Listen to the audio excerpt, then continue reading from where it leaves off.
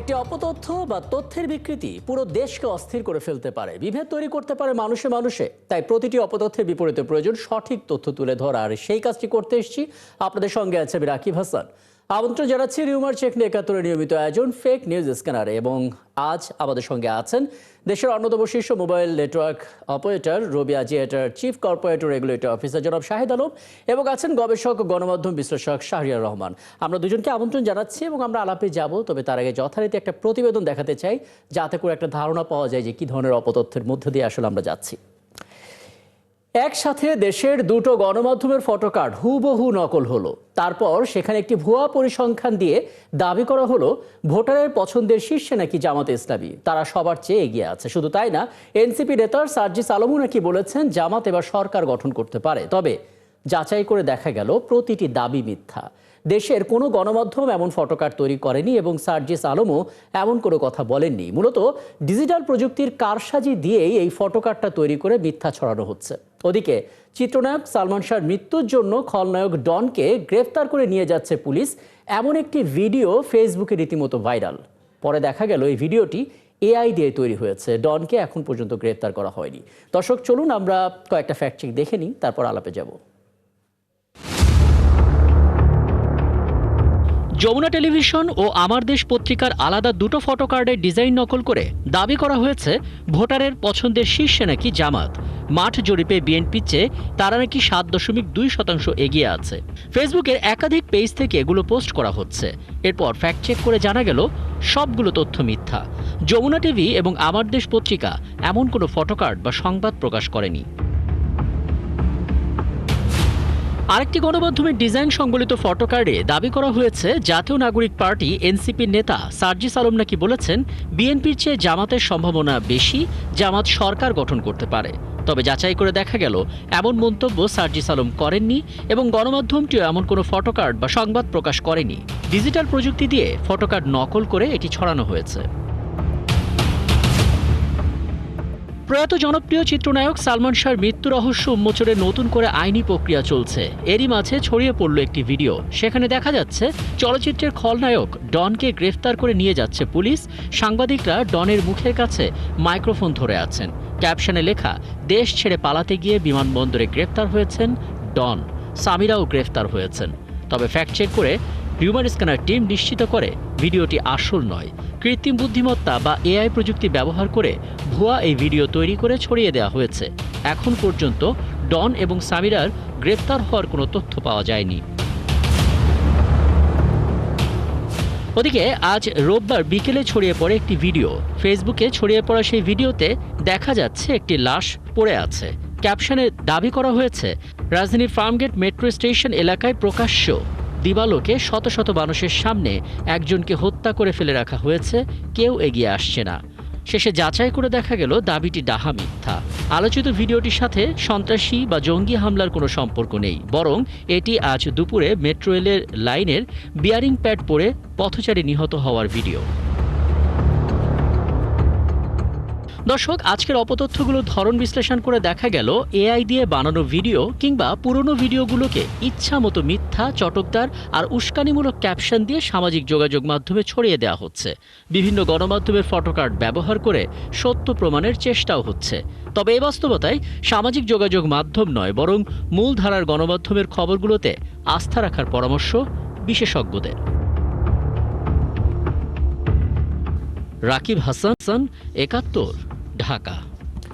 মোটামুটিভাবে একটা ধারণা আমরা পেয়ে গেলাম দর্শক যে কী ধরনের অপতথ্যগুলো আসলে ছড়াচ্ছে। এবং আমরা দেখতে পাচ্ছিলাম যে পুরনো ভিডিও কিংবা এআই দিয়ে বানানো ভিডিও চটকদার কিংবা উস্কানিমূলক ক্যাপশন জুড়ে দিয়ে নতুন করে সামনে হাজির করা হচ্ছে।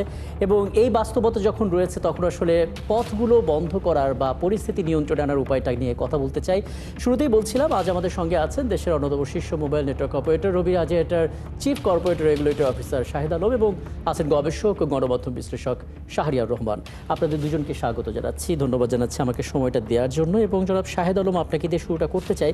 আমরা আসলে নজিরবিহীন গুজবের মধ্য দিয়ে যাচ্ছি এবং একটা সময় আপনার সঙ্গে যখন আমরা এই বিষয়গুলো নিয়ে আগের পর্বগুলোতে কথা বলছিলাম, আমরা দেখছিলাম পলিটিক্যাল গুজব কিংবা যারা রাজনীতি করেন সেই রাজনীতিবিদদের নিয়ে অনেক গুজব ছড়াচ্ছে।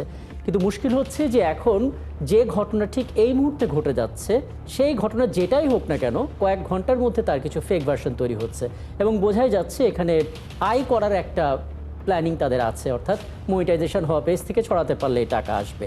আপনাকে কিছু জানতে চাই, 3 মাস পরে নির্বাচন, এই সমস্ত ঘটনাগুলো একসাথে মাথায় নিয়ে কি পরিমাপ করতে পারছেন, কি ধরনের ঝুঁকি আসলে আমাদের জন্য অপেক্ষা করছে?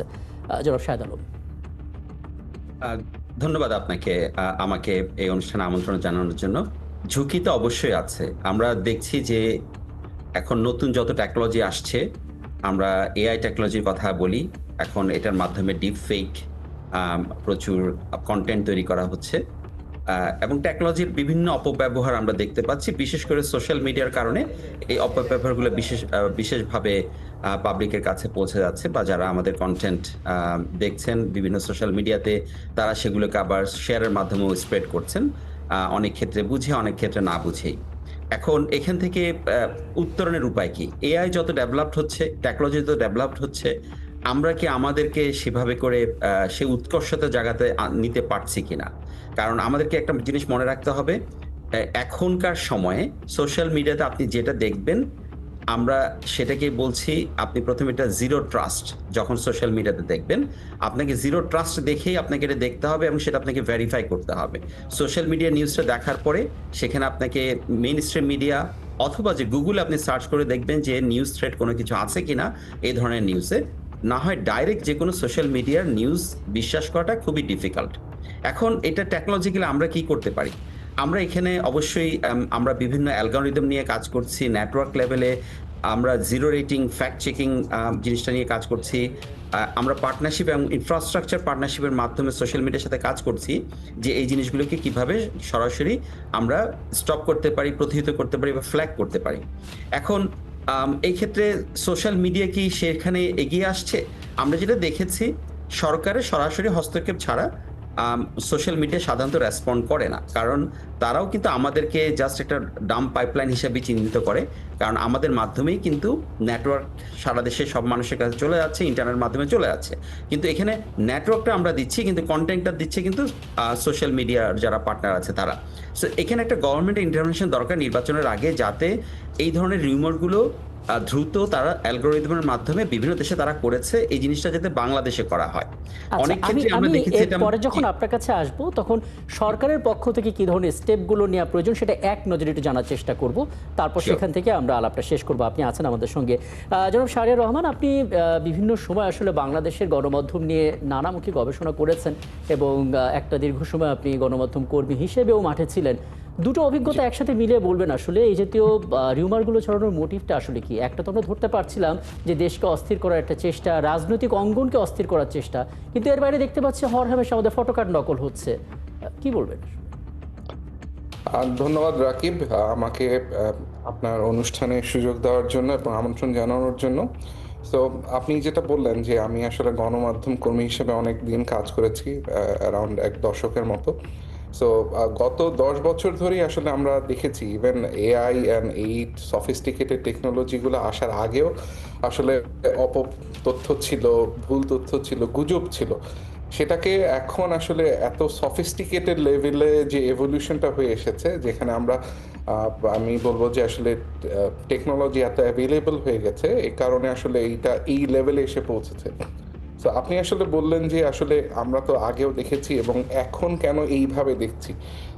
আমার কাছে মনে হয়েছে আসলে এরকম প্রফেশনালি এবং ক্রেডিবল লুকিং প্যাকেজিং করা, ফটো কার্ডের কথা বললেন, এবং এখানে অ্যাকচুয়ালি লেজিটিমেট নিউজ আউটলেটগুলোকে আসলে মিমিক করে যে চেষ্টা চালানো হচ্ছে, এটা আপনি একটা পয়েন্ট আউট করলেন যে আসলে ইলেকশন আছে, এই কারণে কিছু ব্যাড অ্যাক্টররা করতে পারে।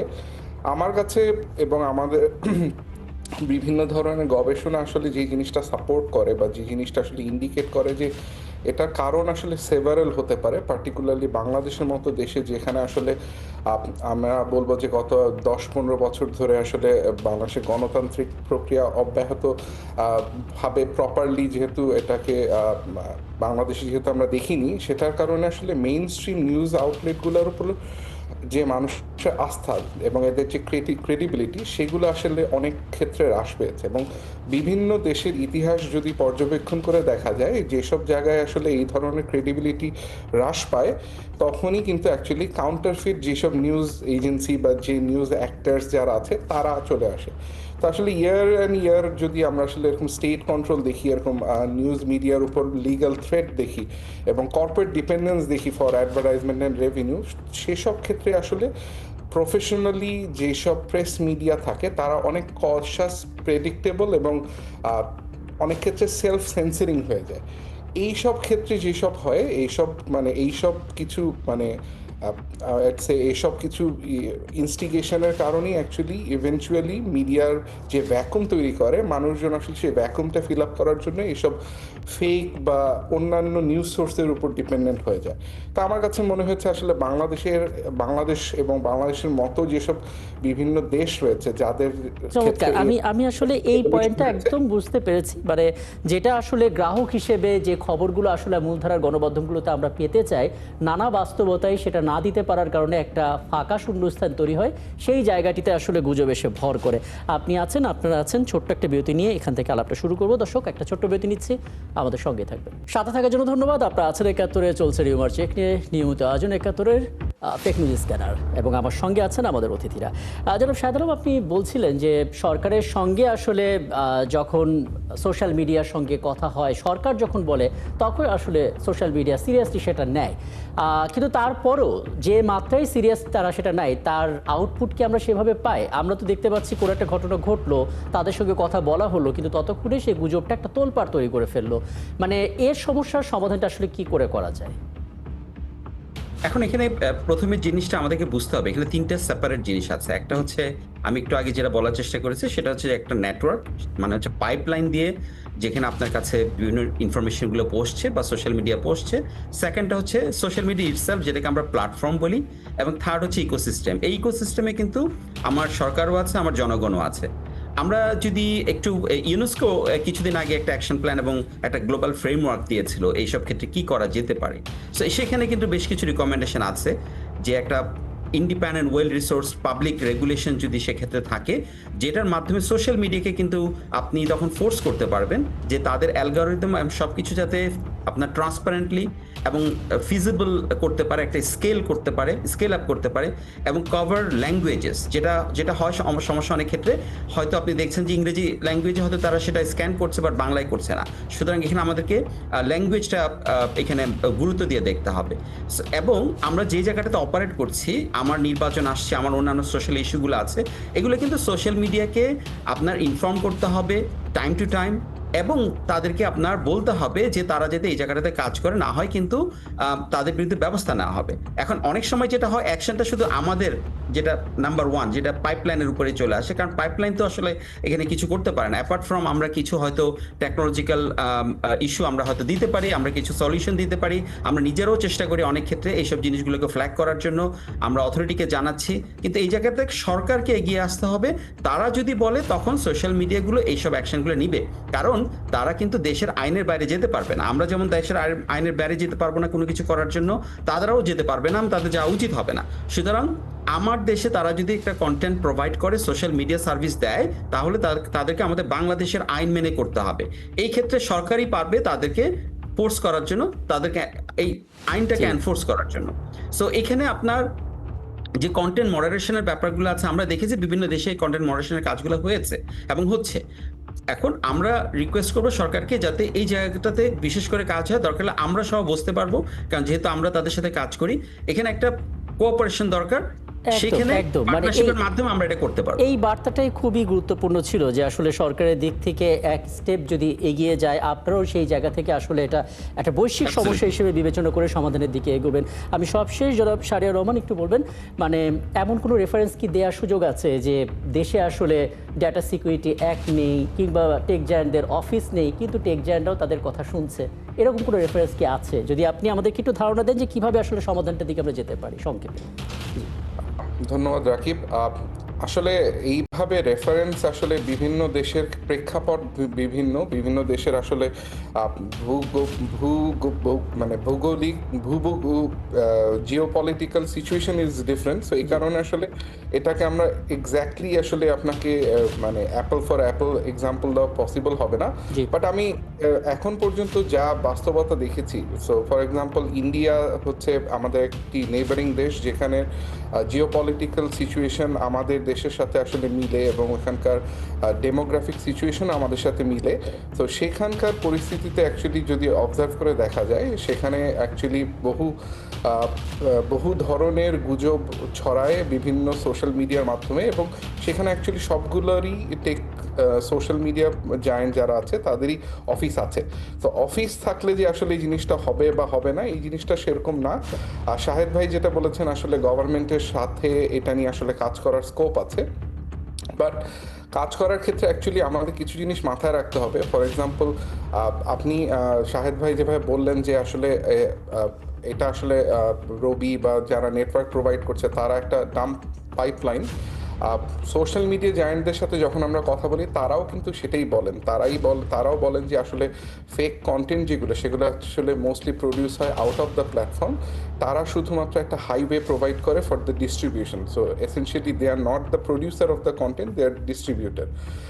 এটা একটি পয়েন্ট। আরেকটি পয়েন্ট হচ্ছে আসলে মডারেশনের কথা যখন আমরা বলি, আসলে আমরা বিভিন্ন দেশের এবং ইনক্লুডিং বাংলাদেশের আমরা যেটা দেখেছি, আসলে অনেক ক্ষেত্রে ওভার মডারেশন আসলে অনেক ক্ষেত্রে রিস্ক পোজ করে ফর অ্যাকচুয়ালি লেজিটিমেট জার্নালিজম এবং আসলে ফ্রিডম অফ যে আমরা স্পিচ যেটা এনকারেজ করার চেষ্টা করি। সো এই ক্ষেত্রে আসলে এটা একটা পারফেক্ট ব্যালেন্স ড্র আউট করানো আসলে খুবই ইম্পর্টেন্ট এসব ক্ষেত্রে।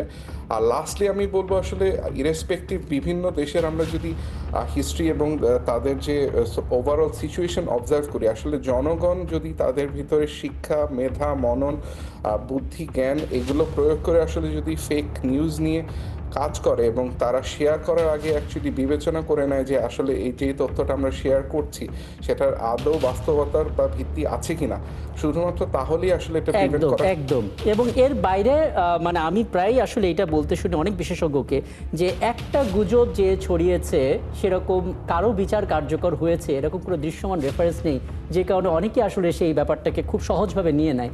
অনেক ধন্যবাদ এবং কৃতজ্ঞতা আমাকে সময়টা দেওয়ার জন্য। নিশ্চয়ই সামনে কোনো আয়োজনে আবার আপনাদের পাবো এবং আরও পরামর্শ জানার সুযোগ হবে। আমাদের সঙ্গে ছিলেন এতক্ষণ রবিয়া, যেটা চিফ কর্পোরেট ও রেগুলেটরি অফিসার জনাব শাহিদ আলম, এবং ছিলেন গবেষক ও গণমাধ্যম বিশ্লেষক শাহরিয়ার রহমান। এবং দর্শক, আপনারা এতক্ষণ ছিলেন ফ্যাক্ট চেক নিয়ে একাত্তরের নিয়মিত আয়োজন ফেক নিউজ স্ক্যানারে। প্রতিদিন আমরা রিউমার দূর করতে হাজির হব ঠিক একইভাবে, একই সময়ে। আপনিও যুক্ত হতে পারেন।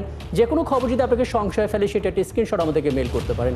মেল আইডি দেখতে পাচ্ছেন fns.71tvgmail.com এই ঠিকানায়, অথবা ফেসবুকে যুক্ত হতে পারেন facebook/fake news scanner এই ঠিকানায়। আমরা সেই তথ্যের ফ্যাক্ট চেক করে আপনাদের জানাবো। মনে রাখবেন দর্শক, চটকদার শিরোনাম দেখে ক্লিক করবেন না। বিশ্বাস আর প্রতিক্রিয়া জানানোর আগে অবশ্যই ফ্যাক্ট চেক করুন। থাকুন একাত্তরের সাথে।